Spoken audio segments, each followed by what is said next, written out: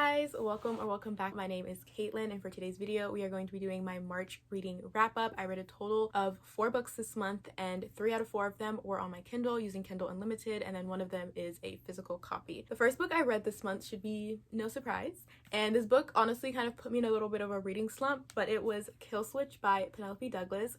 And if you do not know, Kill Switch is the 3rd book in the Devil's Night series, and if you do not know what the Devil's Night series is about, let me put you on real quick. It follows a group of 4 guys. They're called the 4 Horsemen, and every Halloween they have this thing called Devil's Night where they go around town and they basically wreak havoc on people and everyone, and it's kind of like elevated prank. And one Devil's Night videos of them doing these things got leaked, and 3 out of 4 of them ended up in jail for a few years. Now fast forward, they are all back, the gang is all back together, and they're basically going to terrorize the girl that they believe is the reason why all of these videos got leaked and that they ended up in jail. That is the premise and setup for the first book, which is Corrupt, and that follows Michael and Kai. No, not Michael and Kai, sorry, Michael and Rika. Each book essentially follows one of the horsemen and then their love interest. So Corrupt follows Michael and Rika, and then Hideaway follows Kai and Banks, which I read last month, and then Kill Switch, the one I read this month, follows Damon and Winter. So that's a little rundown of the series if you are new and you just don't know what it's about. Highly recommend. I gave this book 5 out of 5 stars. I was not expecting myself to like this book as much as I did. Damon was a character that I definitely felt was going to be very hard to redeem himself just because of the things that he's done in Corrupt and Hideaway, and he was just a very dark person. You know what I mean? Like, he was very tormented. He was plagued by darkness. He was just not a good guy. So I was very concerned and interested on how Penelope was going to redeem his character, because I knew he was going to stay in the series. Like, he had to come back. I was just wondering how that was going to happen. And let me say, Penelope did a good job at, in a way, redeeming his character. Now, I don't think Kill Switch justifies anything that Damon has done. I just think it gave us a reason why he was the way that he is and was in the past. We were able to see a softer side of Damon in this book, which I really liked, and it was Winter was the one that brought that out of him. Winter and Damon are perfectly toxic for each other, but they're so cute, and I'm rooting for them, but I deeply want them to both consider couples therapy and individual therapy, because Damon is still messed up in the head, and Winter, I'm pretty sure, has a lot of trauma. So they both have trauma, and I think their trauma is what brought them together, but I also don't want their trauma to be what keeps them together, if that makes sense, because I really root for them, because I don't think anyone understands them as much as they do, which is why I think they're so perfect for each other. Kill Switch was definitely a book that broke my heart in many pieces. I cried a lot. This book is heavy. This book is, I think, the darkest so far in the series, but I will say that it's so enjoyable, and you will love every second of this book. Like, we really get to do a deep dive into Damon, and not just Damon as an individual, but the people that were closest to him. Damon and Will's friendship is really kind of something that we got to, you know, more insight into, and I cannot wait for Will's book, because Damon and Will have such a unique relationship with each other. Damon and Winter, and Damon and Banks, and everybody that Damon is connected to, and everybody that Damon loves, we really get to see why he's that way with them and what that person means to him. And we get to know Damon, like, and he's not as evil as we think that he is, and he's not as cruel. Like, there's a reason, and that reason is really hard to read sometimes. But I just appreciated how delicate Penelope was with his past, but also I never felt like we were trying to justify what he did. Like, it was very clear what he did was wrong, and the things that he did was wrong. However, I guess for the sake of the story, we have to redeem questionable character. He was redeemed for me. I'm definitely a Damon stan now. I'm rooting for him. That is Kill Switch. I gave it 5 out of 5 stars. And y'all know me. I love a good character arc, and I love well-rounded characters, and Damon is that. Next book I read this month, And They Lived Happily Ever After by Editing Caitlin here. The author's name is Therese Bahari. I think it's important to get authors' names correctly, so Therese Bahari is her name. And this book is a rom-com, and I picked it up randomly at Target. And They Live Happily Ever follows our main character, Gaia, and her love interest, Jake. And Gaia is a romance author, and she has a really cool magical ability where she basically dreams what she writes. And she is the main character in the dream. Her and Jake share a steamy kiss one night, and that night, Jake is now in her dreams, and he's kind of like, wait a minute, what's going on? And he's like the male love interest in her dreams, and they're both like, what are you doing here? So it's just very interesting to see how that dream and magical element was placed in the story. I definitely think that it was a bit confusing at times, because you're kind of like, what is a dream, what's not a dream. And I also think that was kind of the point though in the book, because Gaia has a hard time allowing herself, I think, to experience the romance and the love that she so much writes about and dreams about. And then having, you know, this guy come into her life that kind of is showing her that, hey, you can have it with me.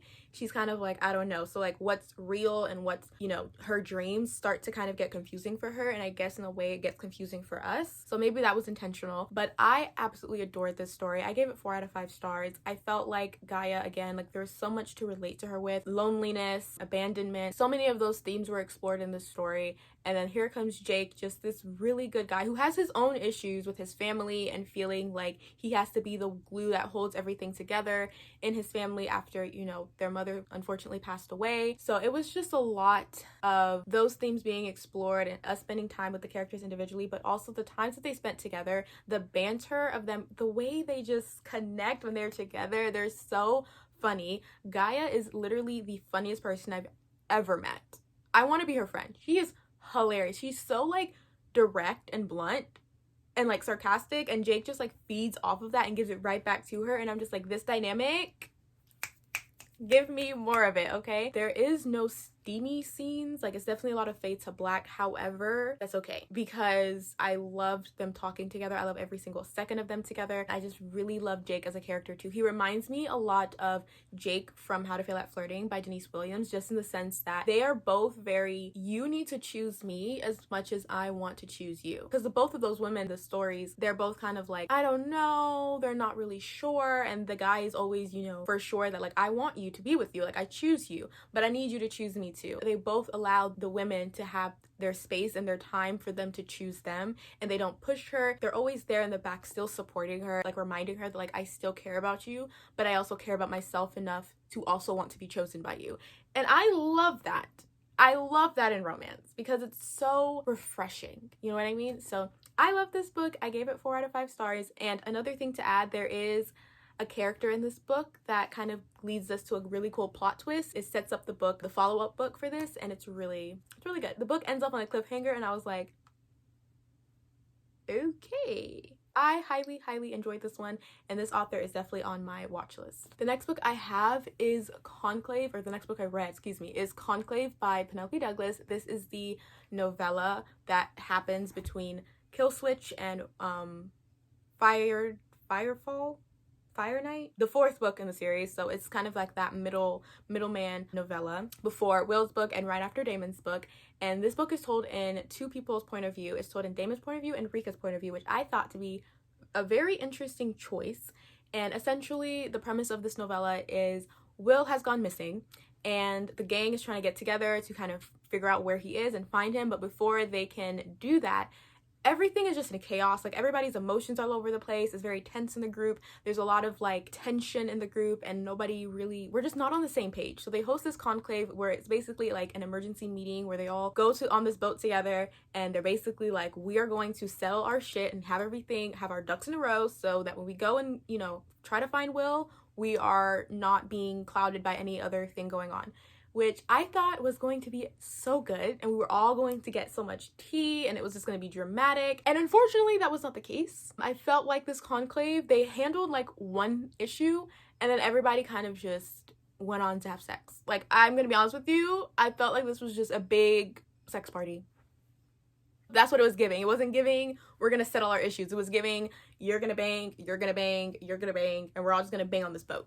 Which I'm not mad about, but I was like, I wanted more tea. That's really all the book was about, this novella was about. It was really short. I wish it was a bit longer. We get a little bit more of like Damon and Winter, like how they're doing, and I was really happy about that. We also get a lot more about how Rika and Michael are doing, and they kind of hit a hurdle in their relationship, and I was like, oh my god, the drama. It didn't last very long, but I was still here for it because I was like, oh, I just need something. Like, give me some messiness. Like, y'all are supposed to be messy. Give me some more, you know what I mean? I cannot wait for Will's book. I really can't. This was kind of like amping me up for Will's book for sure. I will say Penelope Douglas hates Kai and Banks. She does not like them. The way I forgot they were even in the story, I didn't forget because they're one of my favorite couples, but like, they're barely there. And I'm just like, Kai and Banks are so good. They're the only couple that does not have issues. Like, they're the only couple that probably doesn't need as much therapy as everybody else. Yet, they're paid dust. Penelope don't like them. But that was Conclave. I gave it 3 out of 5 stars. I mean, I don't think it's that necessary to read, but if you just want, you know, more of the gang, and oh my god, if you've read Punk 57, Misha and Ryan, I think that's her name, they're in this as well. And I was like, oh my god, my babies, oh my god. It was super exciting. And if you don't know, Misha and Will are cousins, so that's why he's in this book as well. But yeah, that's Conclave. I enjoyed it. And then the last book that I read this month in March was The Forever Night Stand by Katie Golding. This is the cover. It's not, I don't like covers with real people, especially real people in intimate positions, but it is what it is. I read it on Kindle Unlimited. It was a very random, I literally saw this girl I follow on Twitter tweet about it, and I was like, you know what, I'm in the mood for something just super smutty, like no plot, just vibes type of stuff, and this book delivered exactly that. When I tell you that this couple literally goes at it every single chapter, it was getting to a point where I was like, okay, can we take a break? Like I'm talking about, like, they were going at it like 4 times a day, and I'm like, this is so unrealistic, but like I'm gonna eat it up anyways because I was waiting for this. Like, I needed something like this. This follows our main character Luke and Ari. So Luke and Ari is like that girl who like just reads your romances and everything's in her head, and she's just like, you know, so cute and girly, but then she's a freak because this girl is nasty. She is nasty. Okay, probably from all the romance books she'd be reading. And then there's Luke. He's like a millionaire. He's a music producer. He is like, has Grammys. Like, he's like a big shot, right? But they meet at this party, and Luke pretends to be her fake boyfriend real quick just because this guy was like bothering Ari, and he was like, I got you, girl. And then they go home, have a one night stand, which ends up being like a one night weekend, and ends up being a forever night stand because they all, of course, fall in love with each other. That's it. That's the plot. This book is really hot. If you are just looking for something to just scratch that itch, this is a book for you. I will say though, this is one of the books where I wish, because I felt like the dynamic between Luke and Ari was so good, I low-key was like, and the fact that Luke is a music producer, we kind of get some insights into the music industry, and I was like, this is actually kind of interesting. I wish we had a little bit more of a story going on, because I'm actually intrigued by the setup of this book and kind of everything that's going on. There's a lot of like Luke and Ari being very domestic, and like she's cooking for him, they're sitting on the couch eating together, like the little moments you have when they're not, you know, going at it like rabbits, they're very precious, and I really enjoy them. And I kind of was like, I wish they were a little bit longer because I'm actually obsessed with this. But it was really cute. I think that I'm going to continue on with this series because it's part of a series, and I'm really intrigued. And the next book is also going to be based, like, have that like music industry element to it, because again, like, I'm actually a lot more interested in that than I thought I was.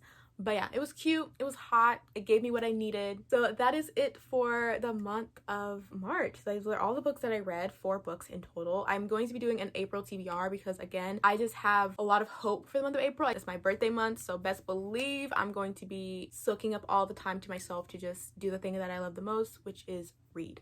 So if you enjoyed today's video, again, please make sure to give it a big thumbs up and to subscribe to my channel. Please comment down below your favorite book that you read this month in March. I will see you guys in my next video. Thank you again for watching, and bye.